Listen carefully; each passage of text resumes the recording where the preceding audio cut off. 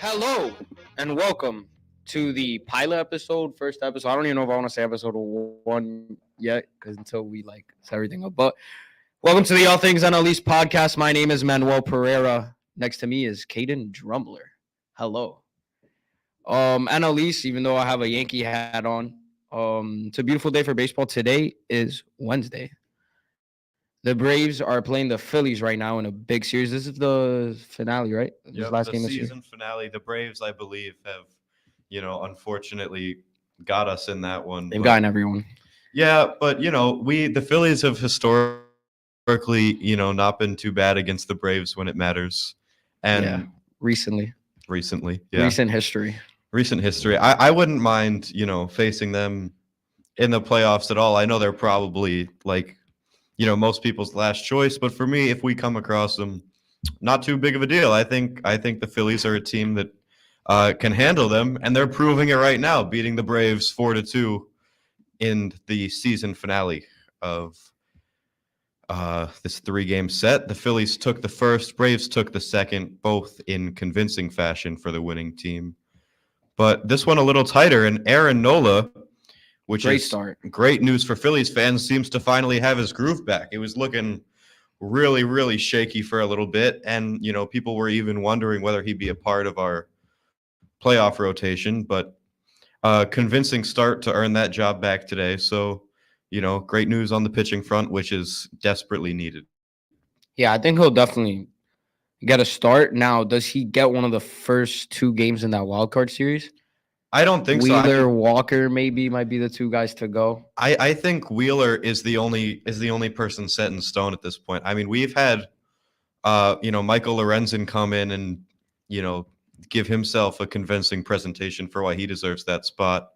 And then Taijuan Walker too. He's proven he can eat up innings. And honestly, what I wouldn't be surprised and what I certainly wouldn't mind them doing is starting Nola in one of those games and just taking him out for either Walker or Lorenzen at the first sign of trouble.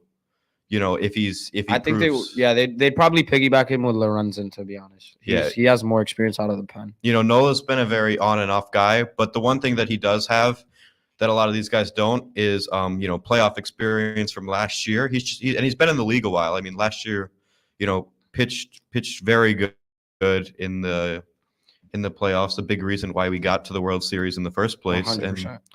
And I wouldn't mind him getting a short leashed start in Game 2, or if they want to save him to Game 3, that's fine. Yeah, you'd probably go Wheeler, Walker might be the 2 guys right now, but I don't know. It's just Nola. I know, he just has such a his pedigree is there.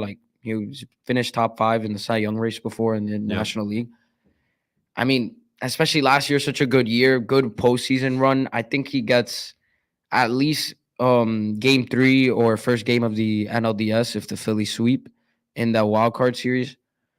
But yeah, I mean, the Phillies are a dangerous team. We were talking about this yesterday. Yeah. I think it was. The 3 best teams in the National League might be facing each other. I think we see we already know who the 3 best teams are. We'll go Braves, Dodgers, and Phillies in order. I think those are the 3 teams that are making the most noise, that have the best chance to win it. And the thing with the Braves is, they have the 1 seed, but they might have the hardest path to get there out of anyone, because they have to play the Phillies, if the Phillies advance, obviously, and then the Dodgers. So they're not gonna sneak by in the DS round against a flaky wild card team. They're gonna get a serious team in the Philadelphia Phillies, most likely, unless they get upset by, we have no idea who that 5 seed is gonna be. And we'll move on to that for now. The NL wild card race. Right now, the Phillies have the 4 seed. I think they're up 2.5. Then followed by the Arizona Diamondbacks, who are 79-7 or 80, and they won their 80th game yesterday, 80-72. And then the Cubs, who are 3-7 in their last 10. They've been on a little skid. Are a half game behind them. Then you have the Marlins right there, half game behind the Cubs after a big walk-off win yesterday. The Reds are a game back. And I think it's safe to say maybe the Giants, unless they have a really good week, week and a half, I don't think they have much of a shot. Yeah, I think the Giants, especially, they just haven't, played up to their potential in the second half. They, started off great, but I don't see what's gonna, magically turn it around for them and gain them, potentially 3.5 games, depending on how the rest of these teams play out. To be honest, I think they hit their ceiling in the first half. Like, I don't think they were going to be better than that. Like, I know nobody counted them out because of 2021. But with that rotation and the lack of offense, I didn't see them having a good second half or repeating what they did and getting in. Yep. It was an unpopular opinion at the time because I'm pretty sure they were like the 5 seed and they were not even that many games back from the division. So, but yeah, I don't know. I don't see the Giants having a shot.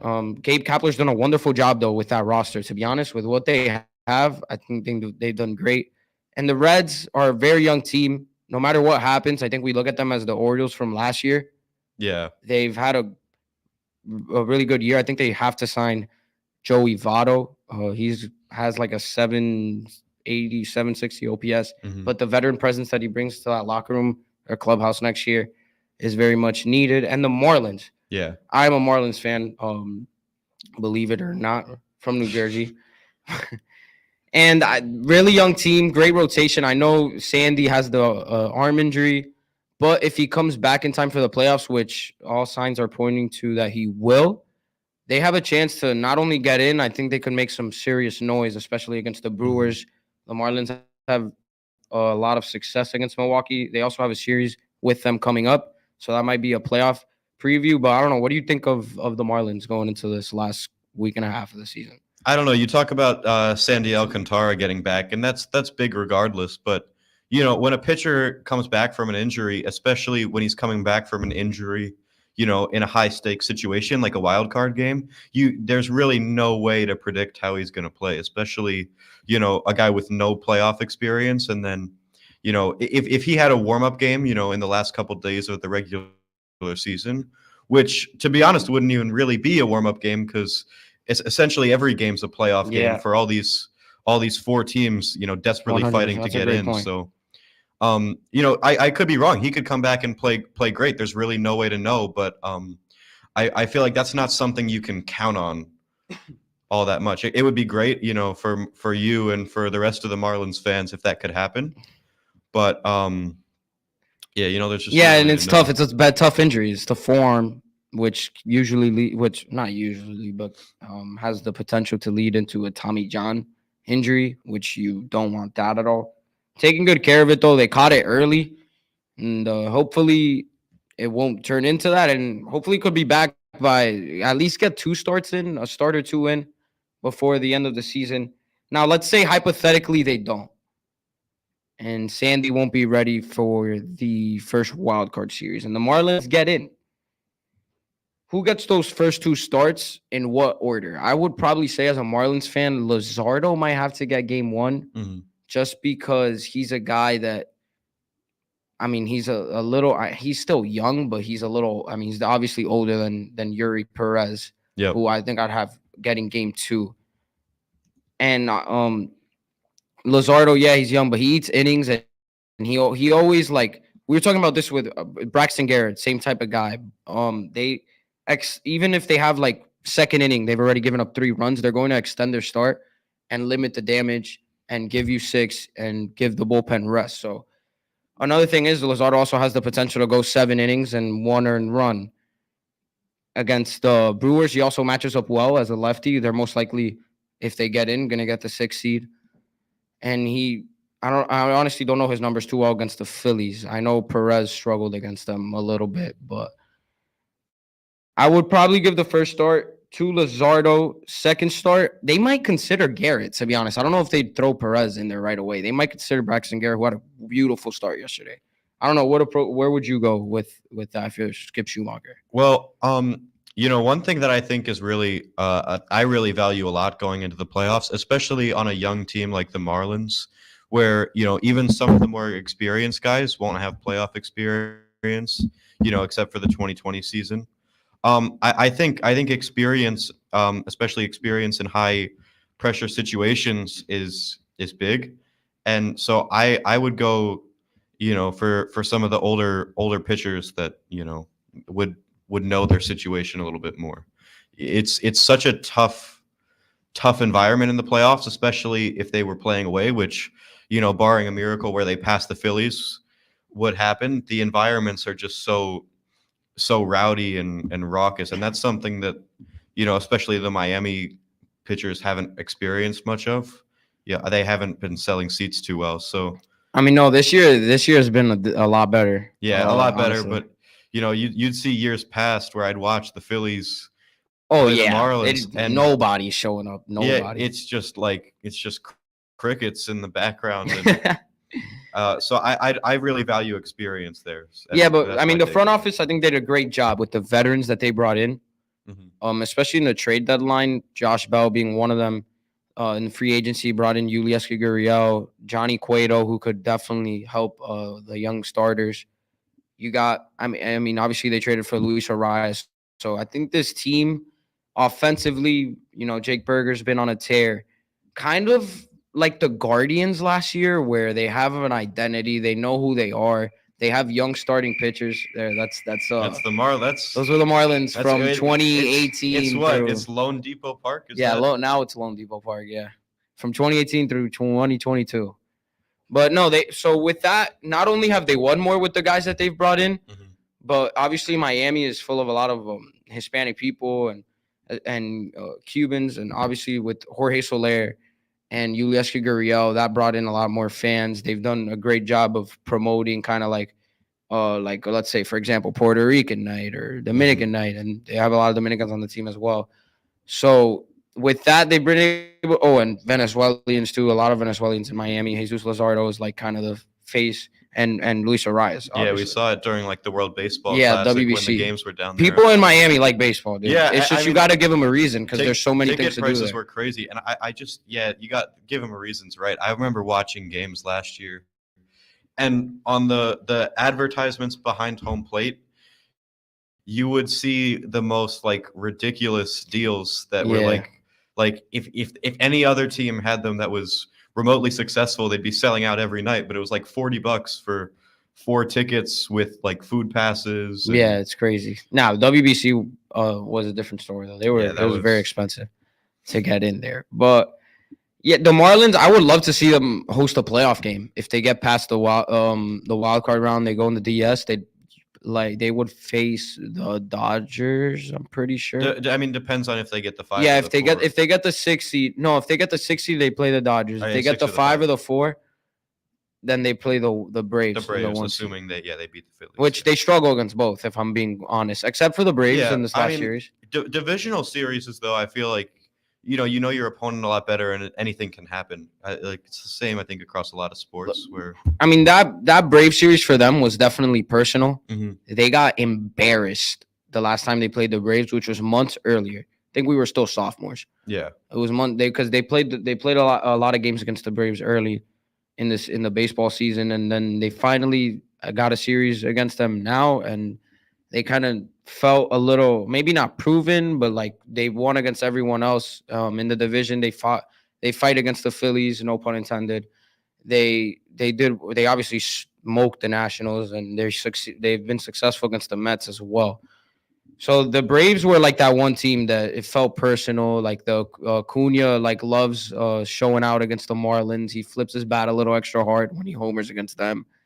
So they definitely had that series circled, and they showed it because especially that last game going for the sweep, putting up 16 runs, a team that isn't necessarily built on their offense. But what they've shown me is that they sometimes play a little bit, how do I say this, like up and down to the moment or the competition. Mhm. Like when their backs are against the wall, that's when they're at their best. That's why they're so good in one-run games. They get the hits necessary.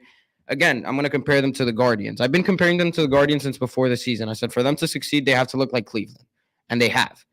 And it eerily similar, to be honest. Cleveland was a team last year that was great in clutch situations, had a good bullpen. That's probably the only difference, that the Marlins bullpen is a little bit worse than what Cleveland's was last year.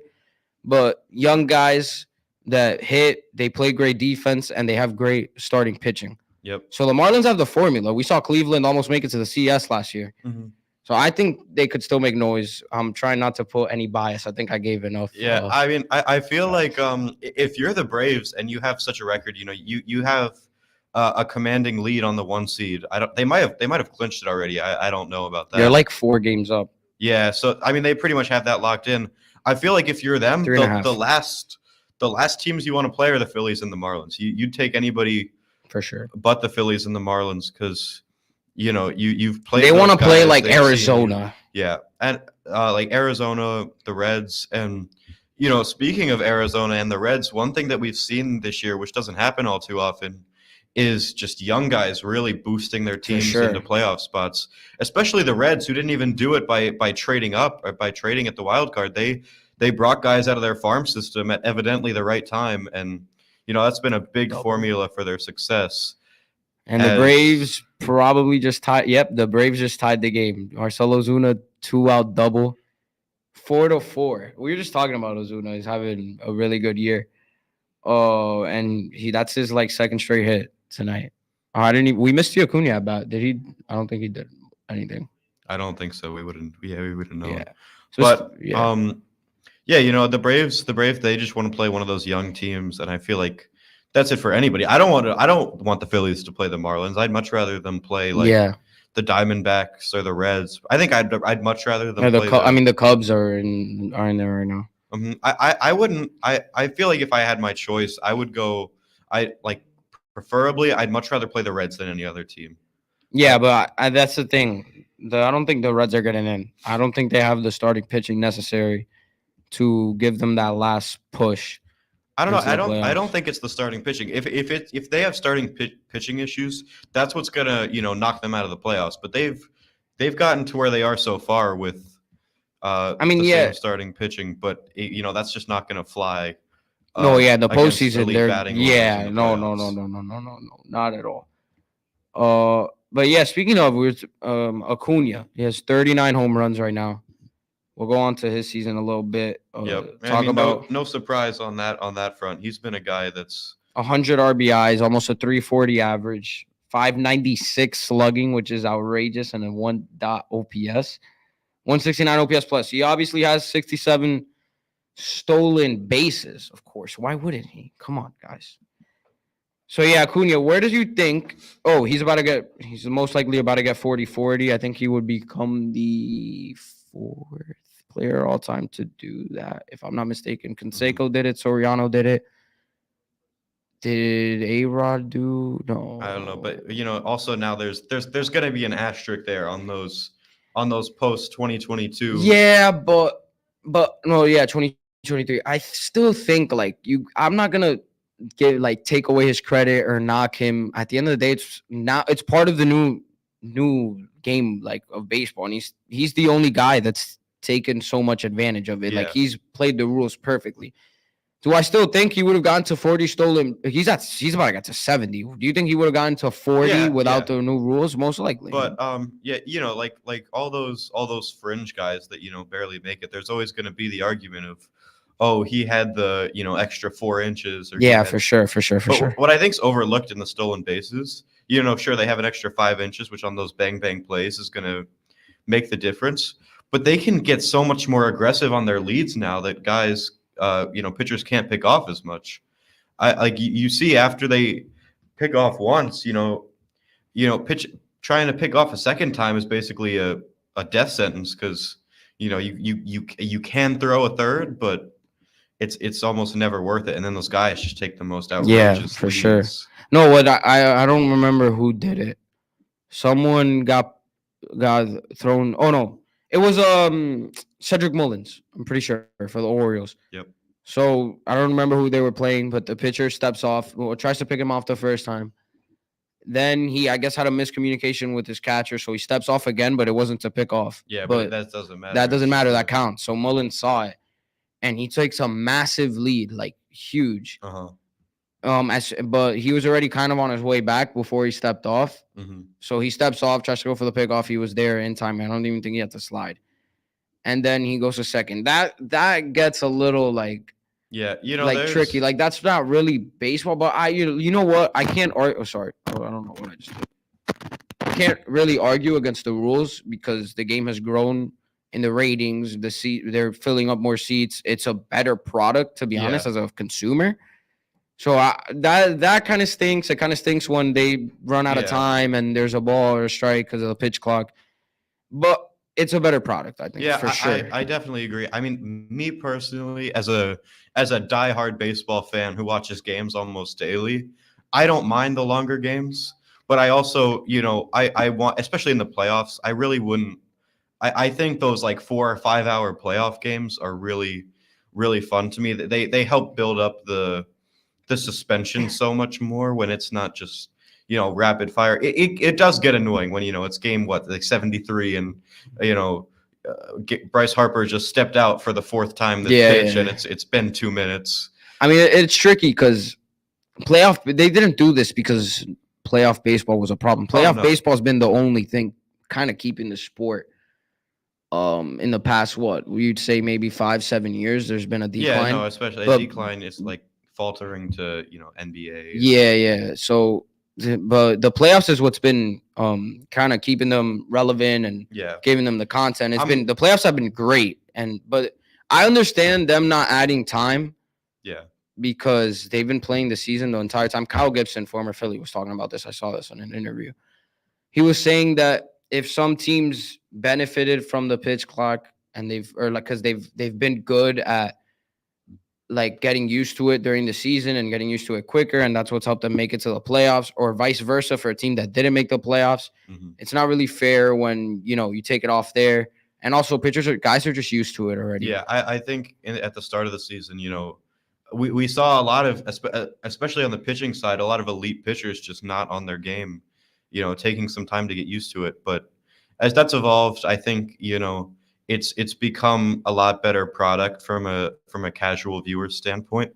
And one thing that I'm really interested to see is how the playoff numbers affect, because I don't think anyone was not watching playoff baseball because it was too long, and I still believe that.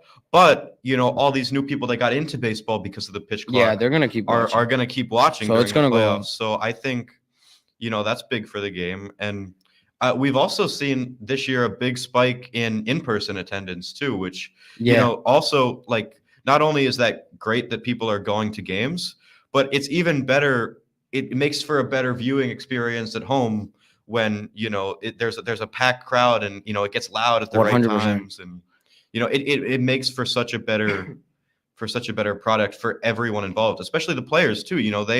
They seem so much more into it themselves when they get a good reaction and feel energized. A lot of Phillies players in post game interviews where it's been tight have credited their performance to the crowd that's really shown up this year. Oh yeah, I mean, always it's Philly, man. Yeah. Look, like, for example, I would say your take that you just gave took about like a minute and a half, maybe 2 minutes. And at the beginning of your take, Castellanos started his at bat, flew out. Then Raisel Iglesias got a strikeout. Now Garrett Stubbs is down 1-2. Yeah. So the game has gotten, it's definitely getting played extremely quicker, and I like it. One of the best parts of as a viewer this year is that I used to turn on a baseball game, maybe scroll, like, after a couple minutes, scroll on my phone a little bit, and I wouldn't miss much. Yeah. Now, if I do that, I miss the half inning. Yeah, no. So it's not, obviously I'm exaggerating a little bit. It's not that quick. It doesn't feel rushed, which I like. It feels like there's definitely a rhythm to it. And actually, that's how the game was played back in the day. If you turn on a game in the 80s, I don't know if Piro knows this. A game in the 80s, it was more fast-paced. There was more contact. There was more running around. It was just a better product. And that's kind of what we've gone back to this year. And some people in the beginning of the season were like, oh, it's not going to work, whatever. But I think MLB has done a great job in the way they've implemented the rules, and it's worked. So we kind of got to tip our caps, although a lot of people hesitate with the leadership that it's an MLB. Everyone wants to pile on Manfred. But I mean, they did a good job in the CBA with the way they handled all this. Well, I don't think the CBA Other than was going on lockout. That was bad. The lockout was It was horrible. Well, I mean, the lockout, I think we're past that. Yeah, for sure. We should never go back to that. ever. But got. that was an interesting. Okay, time. so where does Acuna? Let me put on. Let me give you a list for some context. Give me 1 second. Where do you think Acuna ranks in MVPs the last 5? We'll stick to National League. I have it right here. National League MVPs in the past, let's go 5 seasons. So 18, 19, 20, 18, 19, 20, 21, 22. We'll go 6 seasons. Last 6 seasons. Since Christian Yelich. Or if you want to count the Stanton year, we'll go 7 years. I would say this is the best season in the National League since 2019, Cody Bellinger. For Ozuna?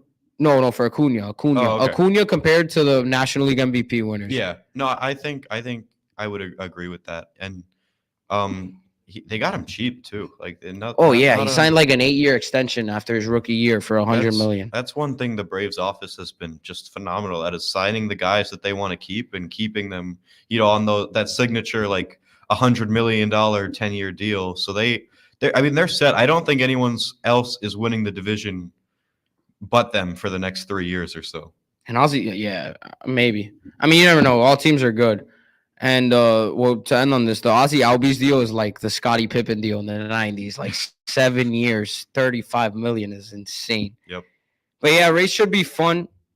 We'll probably come back next week, and the wild card stuff might look completely different. And Craig Kimbrell, I know Caden is very nervous right now because Craig Kimbrell is coming in a tie game against the Braves in a big game to see in the rubber match against the Braves. But that'll do it. Thank you for watching the All Things NL East podcast. Will Pereira. See you guys. Caden Drumler. Next Wednesday. See you later. And the Phillies will still be in the 4 seed.